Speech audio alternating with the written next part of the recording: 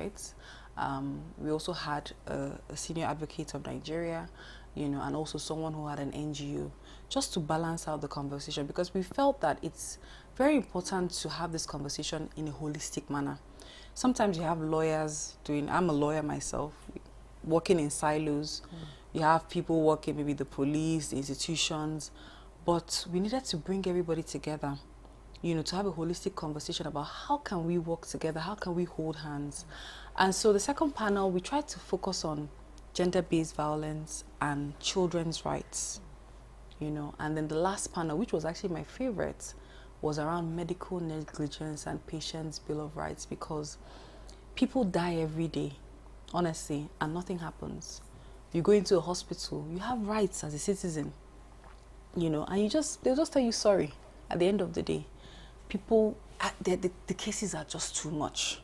So, being a concerned citizen, first and foremost, being a lawyer, someone who has a law firm, and someone who has seen so many cases of, this thing being violated, I said, no, we cannot just keep quiet or just, most people have to go to social media nowadays to even get some attention, go on Twitter to, raise alarm. You have people, so I said, no, we have to do something about it. We have to all join hands, because I know the Human Rights Commission is working on its own. People are working, but, how can we mainstream this conversation and scale it up so that we're not just doing, our own things in little silos? So, like I mentioned, if we talk about police brutality, all that, there are too many issues. But we said, let's streamline, let's start with these 3 areas, and let's bring together the key stakeholders, both those from the bench, those from the lawyers, the policymakers, and then the civil society organizations, because they are the ones that are also supposed to help with accountability and, good governance and all that. Holding these policymakers accountable. Exactly. Now, back to you, Padundi. Now, of course, Chineye has mentioned that, some of the issues that was raised during the, the roundtable conversation. But you would also agree that, of course, you, like she rightly mentioned, you have been doing something, the National Human Rights Commission have been doing something in this light. Now, in the, in trying to make sure that people have access to justice, what are some of those challenges, that you've encountered, and how have you been able to address some of them? Thank you very much. Like she said, issues of access to justice is a fundamental human rights, and that's why at the Commission we pride ourselves, in being able to give these, services to Nigerians for free. And the essence that is because the government has set us up to be a quasi-judicial organization, so that if you cannot go to court, you can come to the Commission. So, but most people don't still seem to understand the mandate of the Commission. That's why, sometimes you come, they will have complainants who come to lay complaint, and when we invite the alleged violators, because it's alleged violator until it is proven that you've done that committed the said complaint or violation. When we invite complainants, you see them coming with their lawyers, and that means they don't know that the freest place you can be and your rights are protected is the National Human Rights Commission. That you don't even need to come there with your lawyer. The essence of that is to give you fair hearing, because we don't just believe the complainant that just came to complain. We've had instances where complainants come in to complain, by the time matters are discussed and mediations are held, you discover that the complainant is actually the alleged violator. So the table seems to be even turning. So people need to be aware, first, of the mandate of the Commission. They need to understand that the services of the Commission are free. And that's why we have offices in the whole 36 states of the Federation, including Abuja Municipal Office. So the lack of awareness, both from the populace and the legal practitioners who also ought to advise clients properly, it's one of the challenges. Well, I say funding. Funding is it's a general issue. Almost every organization is underfunded. So, we want to do a whole lot. Because imagine we are just 36 and maybe 37, including the Abuja Municipal Office, and we have about 200 million Nigerians. So, how can we effectively cater for these people without appropriate budgets. You know, so that's why we partner with a lot of NGOs who have similar mandates, so that we're able to reach the grassroots as much as we can. You know, so these are just some of the challenges now. Well, you also tell us, anyway, I'll come back to you, tell us some of the mandates so that people, some persons that are, you know, watching, a viewer will understand what your mandate is, because a lot of people want to have access, you know, to you. Now, back to you, Chinenye, there is a very, you know, fundamental issue that Pandumdi raised, which is awareness, talking about people have, you know, being aware of, you even talked about it, being aware of their rights. Before you can fight for your right, you have to know your right. Okay, you mentioned that a lot of people are dying every day, and people are being, you know, ill-treated, even in hospitals, you know, and other places, and nothing happens.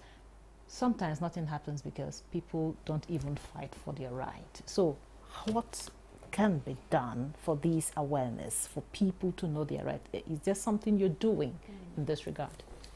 Thank you for that question. And like you said, you know, knowledge is power, right? The major problem, even lawyers don't even know the mandate of the Human Rights Commission. These laws that we talk about, the Patient's Bill of Rights, for instance, even the Act on Gunshot Victims, most people, we had medical doctors in the room. A lot of people don't know. If you're shot today, if you go to an average hospital, they'll tell you need a police report. Meanwhile, that's illegal. And people have died. Even if you're stabbed, they'll tell you need a police report. And there's a law on it in this country, and people don't know. So I think that the government needs to do more to raise awareness. It's not just about passing a law, passing a bill. There needs to be sensitization. Go around the country, do town hall meetings, sensitize people so that there's ownership, and then there can be accountability. So we have a big problem with awareness. And then when you come to talk about things like medical law and all that, people don't even know about it. Let's even move to the Violence Against Persons Act when we talk about gender and all that. One of the panelists said that, you know, there are some states that they went and they did some data gathering, and the violence, the sexual violence was not actually rape against women, it was mostly rape against men. But a lot of it was underreported because people just thought, oh, if it's rape, it has to be a woman. Meanwhile, you know, so there are so many things, people don't even know the meaning, you know, there's so many ways that you can violate someone. It doesn't have to be, you know, I don't want to go into all those details, but the awareness, the capacity building. One of the things we launched today is a mentorship program for young lawyers, right?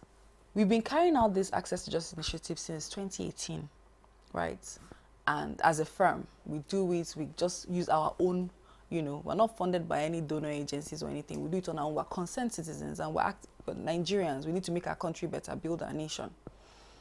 But we realized that we needed to do more because the issues are too many, you know, so it's not something you can just be doing in your own silo. So we said, let's mentor, you know, young lawyers, because some of them didn't even know that there are areas of law, you know, public interest law, there are things that you can do in this area. So we launched that initiative to raise awareness amongst young lawyers and help to build their capacity. So the knowledge is lacking, the capacity is like she talked about funding across board. But guess what? Nobody's coming to save us. A lot of the donor agencies, they're all cutting their funding. Are we going to now leave ourselves vulnerable? No, we cannot. So that's why all of us must come together. I told a lot of the senior lawyers there, the SANs, I said, look, it can't just be about money, money, money, money. As lawyers, the citizens are looking up to us, you know, where we should be the conscience of the society. You know, the judiciary, I know a lot of people are saying negative things about the judiciary now, but so much has to be done to restore confidence. And in my keynote address, I made the point that it's not only, it's an economic issue. We lose investments in this country because people don't have confidence coming into Nigeria. You don't know if your contracts can be enforced. People say, no, they don't want any issues. So it has a ripple effect on every sector. So let's not just see it as something that's by the wayside. Thank you very much, Chinenye. We'll take a breather here. The conversation will continue after the break. Don't go away. Implementation of the ruling is also dependent on another aspect or another arm of government. Nowhere in the world will allow under digital economy for banks not to be dispensing domestic currency in that economy. What will make this one different? We want to know what they do as occupation. All of these are attributes that our questions have been designed to investigate. In a few days to come, you see that we are all around their own crannies and everywhere in Nigeria, telling people to cooperate. Welcome to Nigeria Today.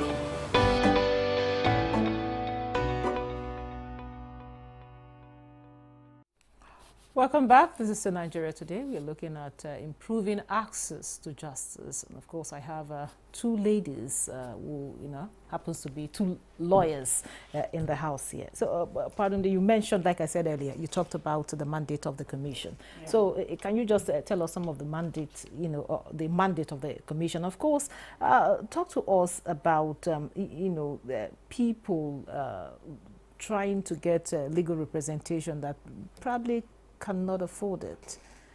Just, Thank you. The National Human Rights Commission was established by the National Human Rights Commission Act of 1995 as amended. And therein, under Section 5 and 6, the Commission has powers to deal with all issues that has to do with human rights. And one will ask, okay, what's human rights? Those human rights that are inherent to you as a human being. Be it that which is contained in Chapter 4 of the Constitution, which is what they call first generation rights, because for me, I don't think we should be dividing what generation or what first or second or third generation, because human rights are interdependent. They are inalienable, and you cannot do with one without the other. You can't have your right to political participation if you don't have access to rights to food.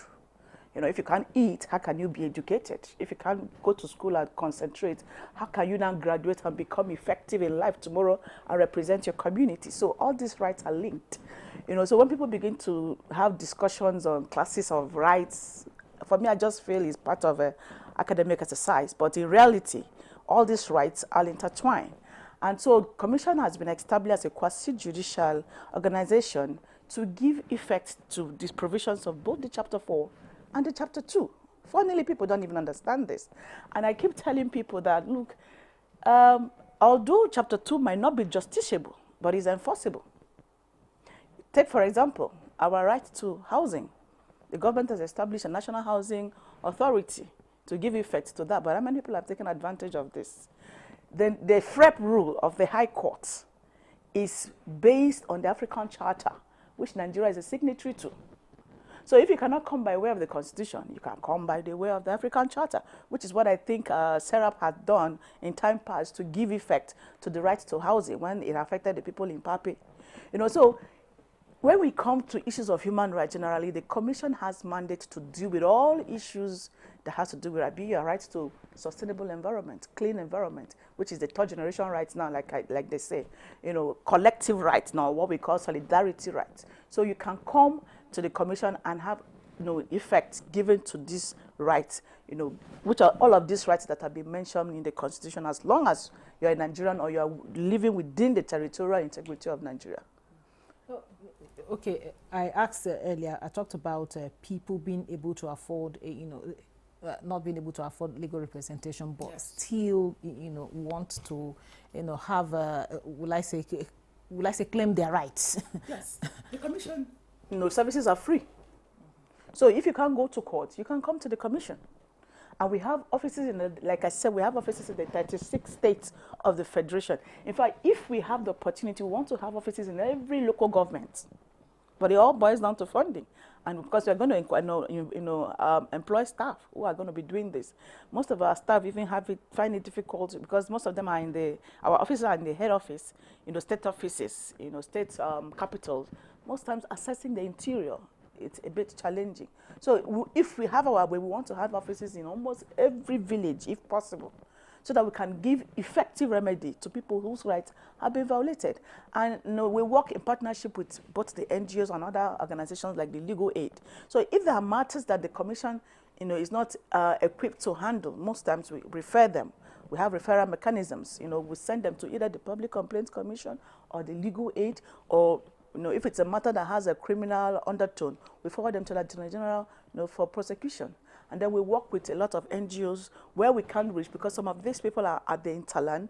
We work with them to also make sure that, access to justice is given to, Nigerian citizens. We also work with the NBA, so they have these pro bono services, that they often offer to Nigerians, indigents, so the services of the commission, like I said, is free. You talked to us about the pro bono services, but let me ask Chine. Chine, you talk so much about, like you said, knowledge. We talk about awareness of people. Now, what are some of the barriers? Right now we're talking about improving access to justice. What are some of the, barriers you've seen that prevent people from having access to justice? I think there's so many barriers, but I'll dwell on maybe one or two. The first one would be economic. To be very honest with you, it seems like justice in Nigeria is something that is for the rich.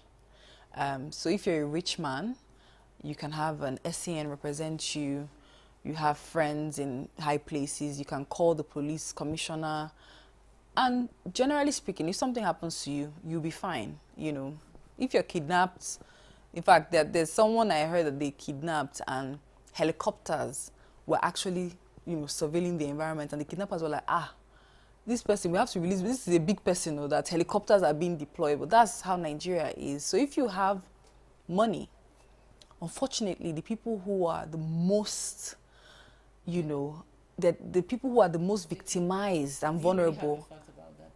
I see the security operatives also, fighting very hard to release even the poor people. No, I'm not, okay, thankful. I don't want, everybody's playing the role that they should play, but yes. What I'm just trying to say is, because we do a lot of prison, we pay fines for inmates, and we've been doing this for many years now. You see people who, 8,000 naira, 15,000 naira, they're locked up for a long time. They can't pay it.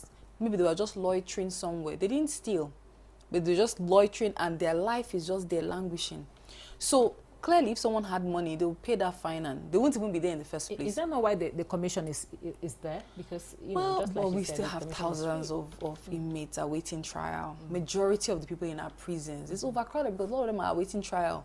Some of them are actually innocent. We've met people who are wrongfully accused. Someone that maybe someone doesn't like the look of your face, they just call the police to lock you up. So unfortunately, the voiceless people in our society, they don't have anywhere, they don't have any recourse. If you don't know anybody, and some people, their family members, they get tired.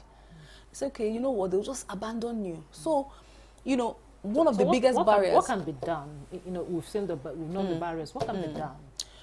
What can be done is, we all have to be our brother's keepers. We need more people who are looking out to say, okay, if this person's rights has been, just speak out.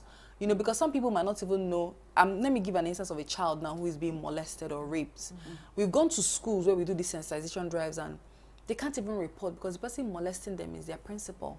So who do you report to? So we need to have this, the way they had the Me Too movement, that, we need to be able to use advocacy, use our voice. Those of us who can, we have to be our brother's keepers. That's one.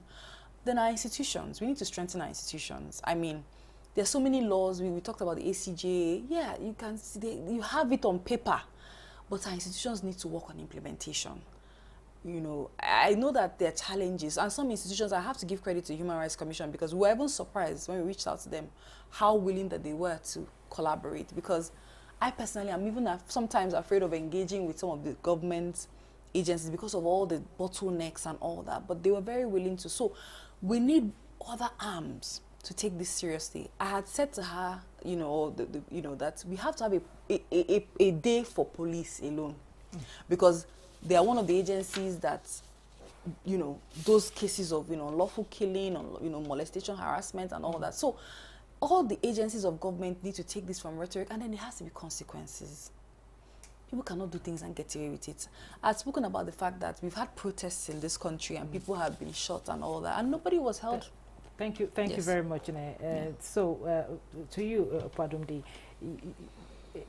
Chine mentioned something, people not even knowing that they can have access, like for instance the National Human Rights Commission, and they can be able to come to you and have be able to get their voices heard. Now, how can what can be done to ensure that people know about at least the National Human Rights Commission? Because a lot of people are out there, their justice, their rights have been trampled upon, and there seems to be nothing they can do about it. So yeah, I guess one of the things we are doing here is also creating awareness. So this is a very beautiful platform that you've given us to make our voices heard and to tell Nigerians that there is a platform that the government has provided, that where you have been wronged, where your rights have been violated, you can go and complain free of charge. And you'll be amazed the caliber of people who come to the commission. Even the people that we are running to get help still come to us for help. I won't want to mention names now, but that's to show you that we are there for all Nigerians. And then the commission has an education department, a whole department whose sole aim is to create this platform to educate Nigerians. We go as far as to the primary schools and secondary schools to educate them on their basic rights. We have clubs, human rights clubs in schools. Thank you. Universities. Thank you very much. That was Pradum Oko, Deputy Director, Legal Services and Enforcement Department, National Human Rights Commission. Thank you so much for your time and sharing your perspective with us. And also we have Chinenye Wanaka is a managing partner, Firma Adversary. Thank you so much. Thank you. And thank you for being part of the program. Don't forget, Nigeria Today airs every weekday at 7:30 p.m. on NTA News 24. You can also check out this episode and others on www.youtube.com/NTA News 24 Hub. I am Ikaria Clinton. Goodbye.